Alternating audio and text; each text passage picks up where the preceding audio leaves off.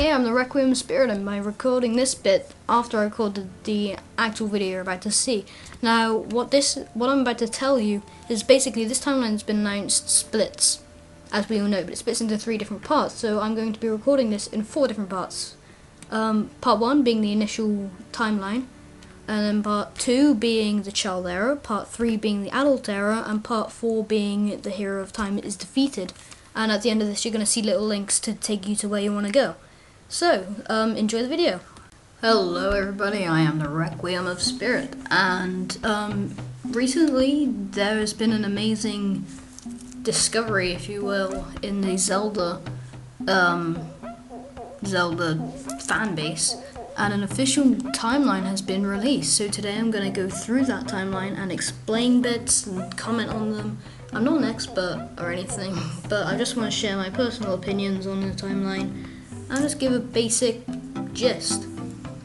So, as many fans already knew, and Nintendo had officially announced, the timeline starts with Skyward Sword in the Legend of the Gods and the Hero of Time timeline, which is basically the start of everything. So Heaven and Earth are created, and Skyward Sword takes place, where the goddess of Hylia is reincarnated, and there's an ancient battle, which is the I haven't played the game, but I believe that's in the intro scene when the woman is shown with fighting with the people on Earth.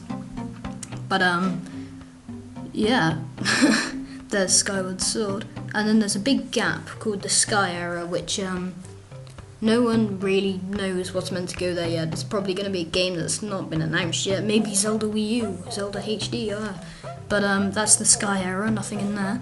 Then there's the Era of Chaos, where the Sacred Realm is sealed. Ooh, Sacred Realm.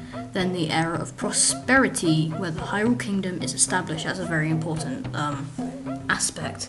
But this is where it gets quite interesting, because this is where Minish Cap and the Four Swords takes place. Now, many fans thought that the Minish Cap, Four Swords, and Four Swords Adventures took place in a separate timeline. They didn't think they were in the same timeline as all the other games were, but nope, they are. Every game takes place in the same timeline.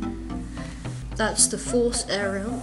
I don't know why it's called the Force Era, to be honest, but then we move on to the Era of the Hero of Time. So this is the Hyrule Unification War, which fans knew about. There was a war just before Ocarina of Time took place. Don't know, there's nothing, it doesn't really say much about it. If you go on the Zelda wiki, you can probably find some stuff out about that, but yeah. So Ocarina of Time takes place, and the Dark World is formed in the Sacred Realm when Ganon goes into it, I believe, and Ganondorf turns into the Demon King. So the Demon King is the big ball-like Ganon creature. So this is where it gets interesting. Everyone knows the timeline splits to the adult era and the child era, but that's only if the Hero of Time is successful. There's another timeline where if the Hero of Time is defeated, what happens then?